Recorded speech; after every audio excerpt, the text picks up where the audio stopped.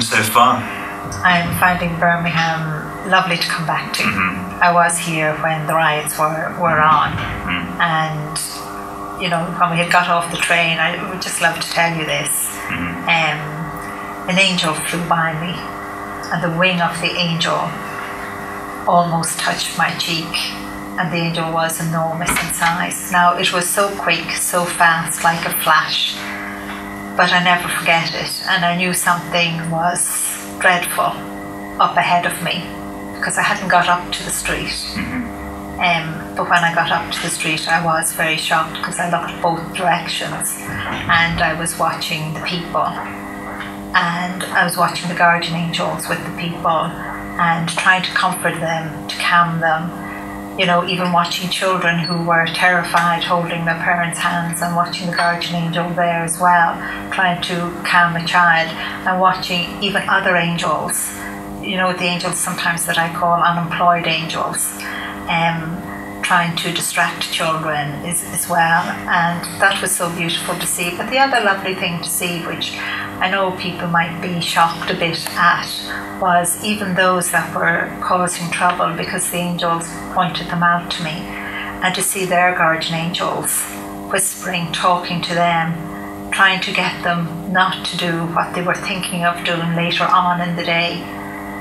To me, that was actually very, very touching, and it is so important for everyone to remember that they have a guardian angel, you know, whether they're good or bad, you know, and your guardian angel never leaves you for 1 second. So your guardian angel wasn't even giving up on the people that were doing wrong. It was a terrible time, but coming back now, I'm walking up the same street and seeing the guardian angels and being told from not of everyone's guardian angel, but just as I walked along, that people are still in shock. They're still fearful. And yet they're clinging to find hope that things will get better here in Birmingham and all around England, you know, and that is very, very important. What prompts such action by individuals? What happened at the riots? What started it? Well, it is very hard to say, and I had asked the angels that question, and one thing I was told was that it was complete unrest with everything that's happening, you know, economy, jobs being lost, you know, things being so unfair, you know, governments being, what would you say, being dishonest in that way.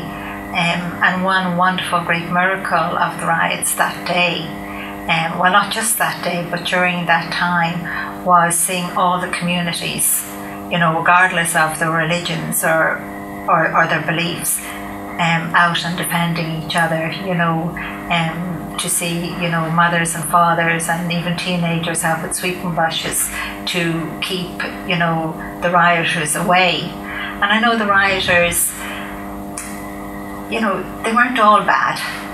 You have to remember that. They were frustrated themselves, and they just listened to the other side and joined in. And I do feel compassion for them as well, because I know the law has been very hard on them. And again, it is right for the law to be hard on them as well, because one thing that we have forgotten, and that is, you know, we have been so involved in all the material things, you know, thinking that is the most important thing, you know, and it isn't.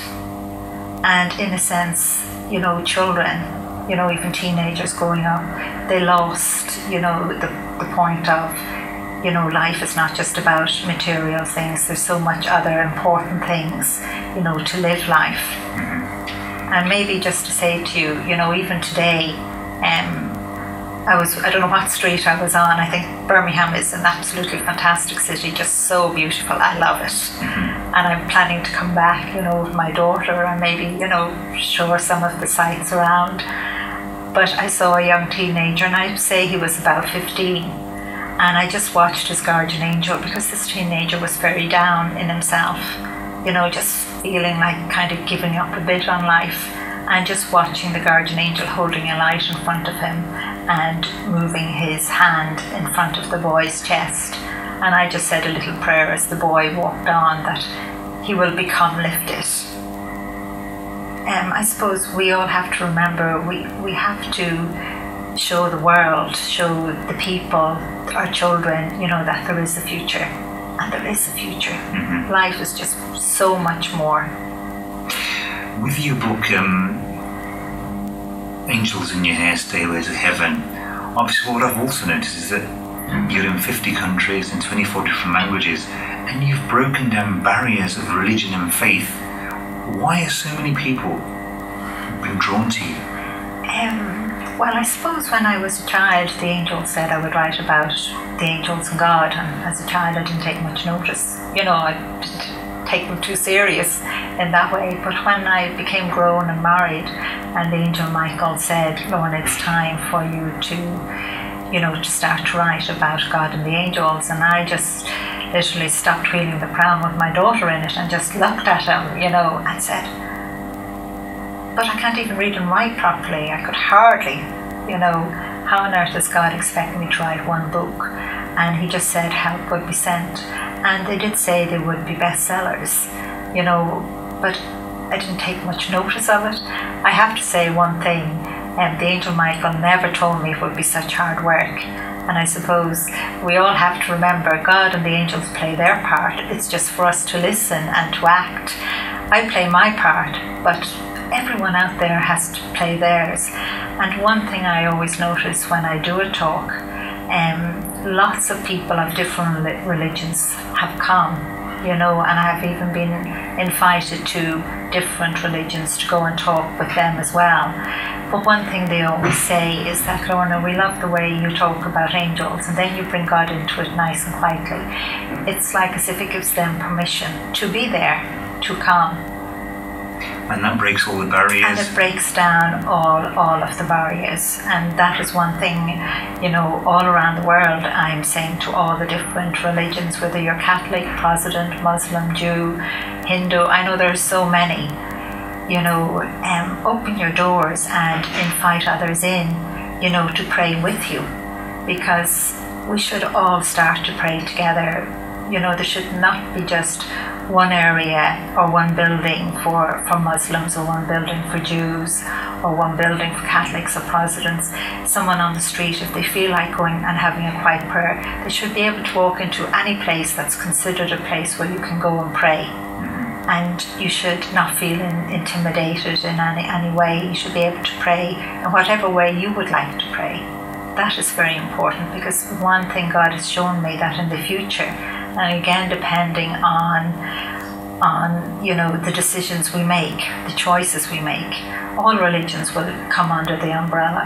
And remember, when that happens as well, even though religion and politics, a lot of governments say are separate, but if religions come together and pray together as one and under the one umbrella, we will have peace all around the world. In your new book, The Message of Hope from the Angels, there's a theme, and one of the themes in particular, you talk quite openly about the financial stress on people, how it's affecting their lives. Can you just elaborate on that? Yes, and I feel kind of like, I took a big deep breath that time, because it is a huge thing at the moment in Ireland, in England, in so many countries all around the world. And again, it happened because of greed and because of dishonesty, with governments and banks and multinationalists. I would say to everybody, the ordinary family out there who are in fear of actually losing their home, not to give up on hope, because the angel of hope, I'd seen the angel of hope a few times as a child and even as a teenager, but really very seldom.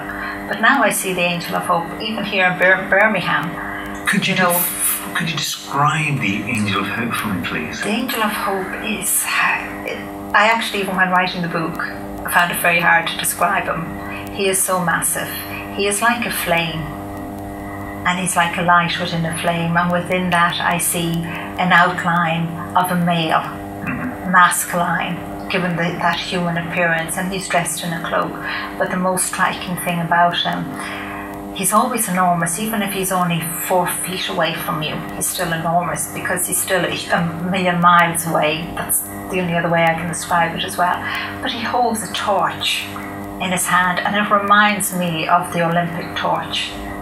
And all of the time he's walking ahead of someone, but turning constantly, beckoning to them to keep coming, not to give up, giving hope. And I'm seeing him so much. On occasions now I am seeing him, at the end of a street, but above a street, beckoning all the people, because we're all feeling that way. An awful lot of us are. There's very few that aren't feeling stressed financially. You mentioned in one of your books was a gentleman who's on his way to the welfare state. Yes. And there's a lot of angels with him. And yes. Tell me more about that. That was actually in the town where I'm living at the moment, and I seldom cut by the Labour Exchange, but this day I was told to walk through, and there was a big crowd of people outside the Labour Exchange, and all of the angels there.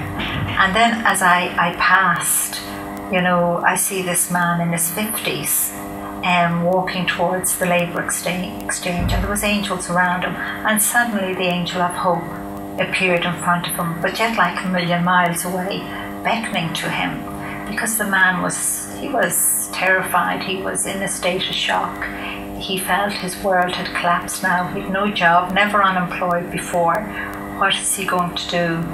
And the angel of hope was trying to strike into him that it wasn't the end, it was the beginning, and not to give up. And just to see that, I know the man succeeded in the sense of finishing his journey to the Labour Exchange and getting all what he had to do, because you have to remember, for someone who had never been unemployed like that before and had been earning a living and supporting his family, it takes away a person's dignity.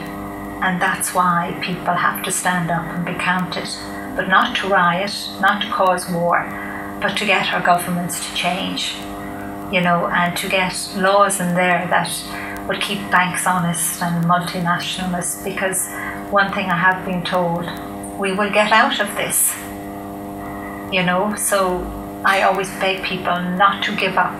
We're going to get out of this, but one mistake we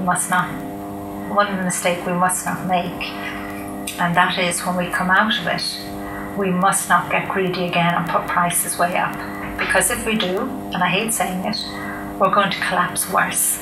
So governments and multinationalists and banks are forgetting about the people. It's the people that keep them there.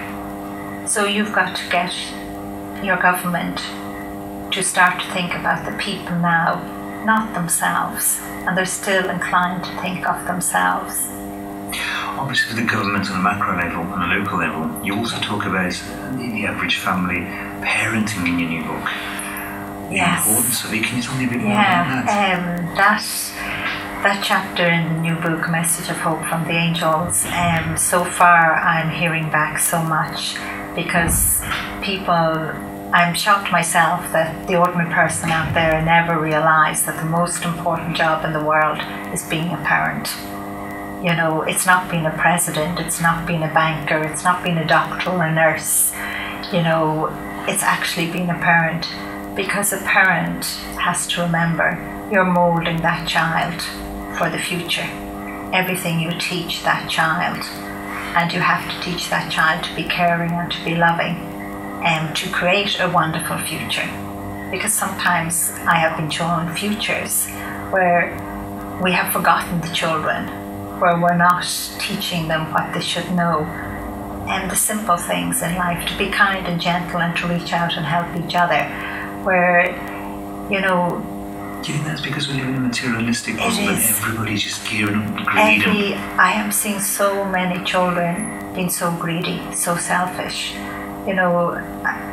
This is a story I haven't written in the book at all, but I'll tell you because an angel there is saying, tell him. And it is about, 4 teenagers. And they're in school, secondary school, and 2 of them, one is kind of like a gang leader, which is very, very sad.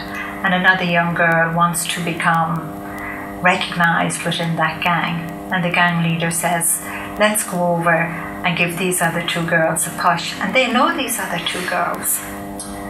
And the gang leader pushes one girl gently.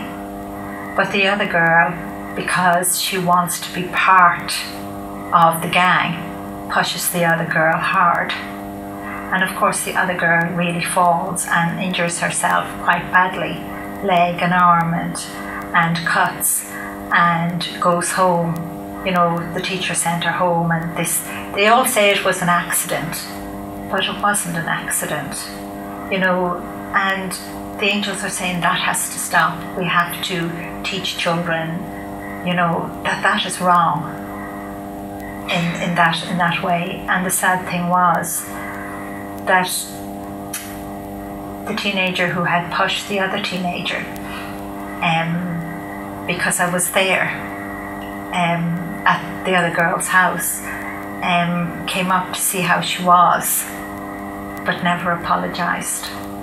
And just watching the guardian angels whispering to her to apologise. But as the girl was leaving, her guardian angel told me that she was actually gloating that she had hurt her so much. And that's why parenting, to be a parent, I can't even pronounce the word properly, is so important. Parents have to remember they have to teach their children how to love and what is right and wrong, and to be compassionate. If not, we will have such a violent world that we won't like. So what you've just mentioned, a lot of people are after the instant gratification. The children want it now. Parents and they should not be giving to their children so much. A child, in a sense, should get less and should be taught how to play with the simple, natural things. And as well, a parent should show a child that they have to save for something.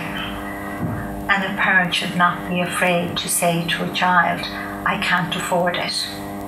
You know, and I am seeing parents, you know, starting to realise that as well. Actually, I know in the book I've written about a mother being in a little shop, and she cutting up a cake into 4 and sharing it with her children, and just watching the angels licking their fingers, you know, in that way. It was just so lovely.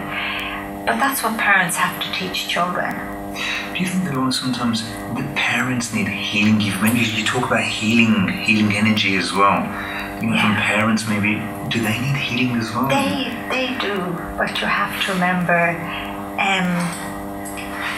they can help, they can ask for the healing. The healing is within themselves, and they can become conscious of it and ask for it to grow inside of them, so it turns back in to help to heal them. But if they become good parents and do the best they can, and that's all they can, is do the best they can, they will get healing themselves from their own children as well, naturally. It will just be a natural process in that way. It's just like, again, another story that's not in the book, because I would have so many, was being at a party with young children, and as the children came in, they were allowed to take sweets from the bowl and fill their little basket. But there was one bowl that only had bars of chocolate, and there was only actually a certain amount of bars of chocolate. And I think it was about the 4th child had come in, you know, last in the row, 4th in that way. And the little boy took his chocolate and all the other sweets, and then he went back and he asked the teenager at the far side of the table, could I have another bar of chocolate? And the teenager, which was lovely to see, because this teenager was being given the right things from the parents, and the teenager turned around and said to the little boy, well, you can't really have another bar because we have to share. There's only 3 bars left, and there's another 3 little children to come. And the little lad understood. That's fine, that's grand, you know, and turned around to go with his mom, and his mom took his hand. But his mom turned around and said to the child, oh, that greedy girl. And the child, if you only saw this shock on the child's face and confusion of them not knowing what is right or wrong, am I to be greedy? Am I not to share? It's always difficult when parents sort of encouraging with sometimes unintentional, not even knowing. Not that the mother meant it. Yes, I know she but it's probably sometimes it's words that leave your lips. Yeah. But you've mentioned about the guardian angels who are always with you from birth until you pass over, and how they celebrate your passing over by taking you back home. Tell me more about that. Well, one thing that I suppose, again, every parent should remember is that the baby chooses them. Your child chooses you no matter how long it stays, and that's very important. But the other thing is that your guardian angel was with you in heaven before you were even conceived, and your guardian angel never leaves you for 1 second and loves you unconditionally. To your guardian angel, you are their number one. You're perfect. Maybe the world doesn't see you perfect, sees that, just like me. As a child, they considered me retarded because I'm that word I can't pronounce, dyslexic, and I'm pronouncing it wrong. Okay. Well, I can't pronounce it very well. So, I was branded by the doctors retarded, but my guardian angel sees me as perfect. Your guardian angel sees you as perfect in every single way. And your guardian angel only expects you to do your best, but they do everything to guide you, to help you. And it's the gatekeeper of your soul. So when it's your time to leave this world, or even if your time comes earlier, through something bad that's happening in the world, well, then it becomes your time. And your guardian angel reaches in and takes your soul from your body and brings it to heaven, brings you back home. And sometimes even when I'm at a hospital or somewhere else, I have often seen on many occasions, and my heart will go out as well, but see a guardian angel already holding someone. So, and recently I did, because I was in hospice to visit a young woman, and the guardian angel was already holding on to her soul. Sometimes the guardian angel will have reached in and is holding on to it. And it doesn't mean they're going to die straight away. Sometimes the guardian angel just is removing the soul so slowly that it actually can sometimes take weeks or months. And I know the guardian angel does that to give family time as well, where it's possible. We're really pushed for time now, because I can hear people outside here. I had one or two of the very important questions, but I'm just going to ask you, what's the message for Birmingham now? What message have you got for us? I would say from Birmingham now, and I know I always say it, join together, ask for the angel of hope, and stand up and be counted the people, yourselves, every individual, regardless of your religion, and know that you have a guardian angel, and know that there is hope there. You aren't to give up whatsoever. You have a beautiful, magnificent city, and you are a beautiful people. You are so friendly, such smiles, everything. I'm just so delighted to be here, and that is so important. Keep your friendliness up, and don't give up at all. There is a future. Thank you very much for that.